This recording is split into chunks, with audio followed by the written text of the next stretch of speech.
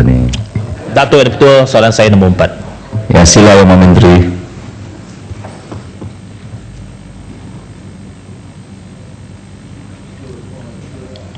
Terima kasih Yang Ketua.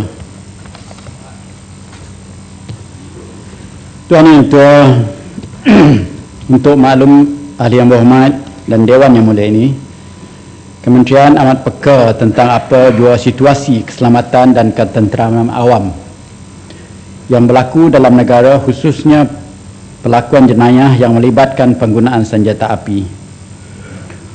Umum mengetahui bahawa kebanyakan senjata api haram yang berada dalam negara dipercaya diseludup masuk ke negara ini melalui sempadan negara, dan juga senjata api yang dirampas adalah senjata api buatan sendiri dibuat dalam negara. Statistik Di Sabah dia panggil bakakok tu, kan? Senjata api buatan sendiri. dulu kita sebut homemade. Terima kasih Tuan.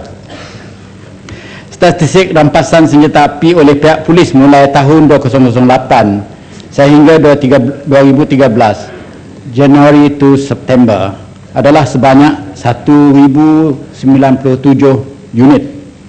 Pecahan rampasan mengikut jenis adalah seperti berikut: pistol semi automatic 406 pucuk, revolver 164 pucuk, rifle 31 laras, senapang patah 91 laras, pistol angin 120 pucuk, pump gun 22 laras, SMG ataupun submachine gun 7 laras, bom tangan 38 butir, senjata buatan sendiri 218.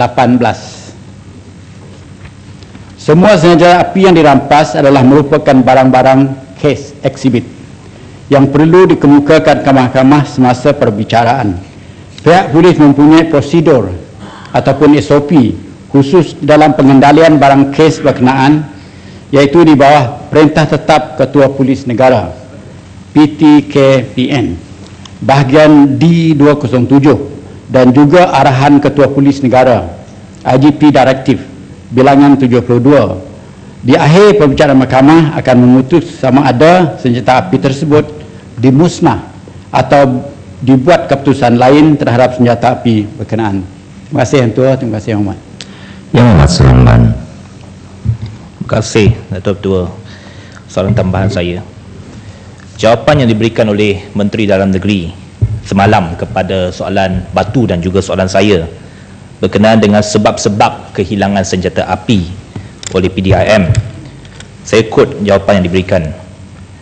Dalam laporan audit yang telah dikeluarkan baru-baru telah menyebutkan bahawa sebanyak 44 senjata api telah hilang sejak tahun 2010 sehingga tahun 2012. Daripada 44 senjata api yang dilaporkan hilang, 7 senjata api tersebut telah berjaya dijumpai semula. Antara sebab kehilangan tersebut adalah berpunca dari: 1. Kereta dipecah dan senjata api tertinggal dalam kereta polis. 2. Diragut atau disamun. 3. Tercicir ketika menjalankan tugas. 4. Kehilangan dalam tandas. Datuk Ketua pergi tandas, jangan ambil pistol nanti.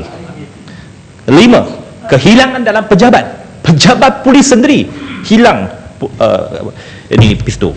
Soalan saya Datuk Ketua, bagaimanakah pihak kementerian dan PDIM secara khususnya dapat memastikan bahawa senjata api yang dirampas tadi yang berjumlah 1097 pucuk pistol ataupun senjata api itu tidak akan hilang ataupun jatuh dalam tandas? Dan adakah pihak polis sendiri telah membuat laporan polis terhadap senjata api yang telah hilang itu, dan adakah kes itu dibuka, dan apakah tindakan oleh pihak kementerian terhadap pegawai-pegawai yang cuai yang telah menyebabkan senjata api itu hilang, dan sama ada tindakan telah diambil? Terima kasih. Terima kasih Yang Hormat, kawan lama ni. Sebenarnya kalau lihat daripada persoalan asal Tuan Ketua, dia terkeluar. Tapi saya memahami pandangan ahli-ahli parlimen, juga ingin tahu apa berlaku dengan yang 44 senjata api yang hilang itu. Ya, Mat? Kebiasaannya, Mat, saya tak payah tengok note pun tahu, ya, Mat. Saya berkhidmat dalam polis dahulu. Garis panduan, peraturan untuk menggunakan senjata api itu ada. Penyimpan senjata api kita ada. Dan SOP kita memang jelas. Jadi dalam keadaan sedemikian, apabila seseorang itu kehilangan senjata apinya, dia dikehendaki membuat laporan, sebab dia terpaksa mengembalikan senjata api itu kepada AMRI ataupun melapor kepada pegawai kanan dia.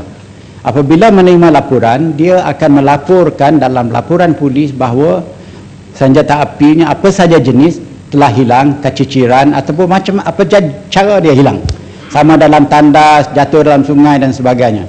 Jadi dalam persoalan 44 ini, 7 telah di recover dengan izin yang betul. Kita telah menuduh, yang lain masih dalam penyelidikan, ya, kes-kes lain masih dalam penyelidikan. Pada 2010, 13 orang telah diambil tindakan disiplin. Tindakan disiplin ini ada orang sebut kata surcharge dan sebagainya, tetapi dia sebenarnya macam court martial dalam polis, dia panggil orderly room, yang Muhammad.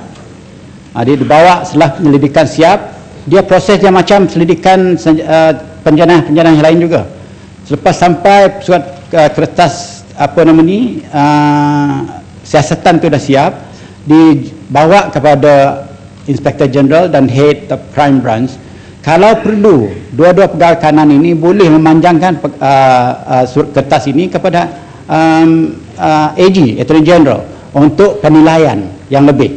Selepas itu, apakah jenis tindakan yang bakal diambil daripada AG Chamber ataupun daripada IGP Office ataupun daripada peringkat Head of Crime Branch itu sendiri, Director of Crime Branch itu sendiri.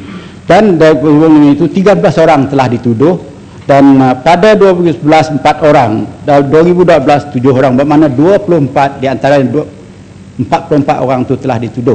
Yang lain itu masih dalam siasatan, ya Muhammad. Kerana kita kena mengambil kira situasi yang berlaku, ya Muhammad.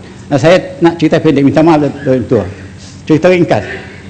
Pada zaman saya dulu, ada seorang budak, dia naik bot. Lepas tu bila dia naik bot, dia cuba nak tolak bot tu. Masa perjalanan tu dia tak sedar yang sungai tu dalam daripada apa yang dia jangka. Akhirnya semasa dia struggle dalam sungai tu, revolver dia terjatuh dalam sungai. Sekembalinya itu baru sedar yang bahawa revolver tu telah terhilang, terjatuh, tercicir sampai ke seberang. Tapi nak recover revolver dalam sungai dan deras tu memang impossible. Jadi dalam keadaan laporan dibuat, selepas tu saya melihat sendiri yang budak ni dibawa di hadapan orderly room. Dan dia beri penjelasan dalam keadaan yang sedemikian, kita tidak juga boleh mengambil tindakan yang amat drastik kerana situasi dia berlainan.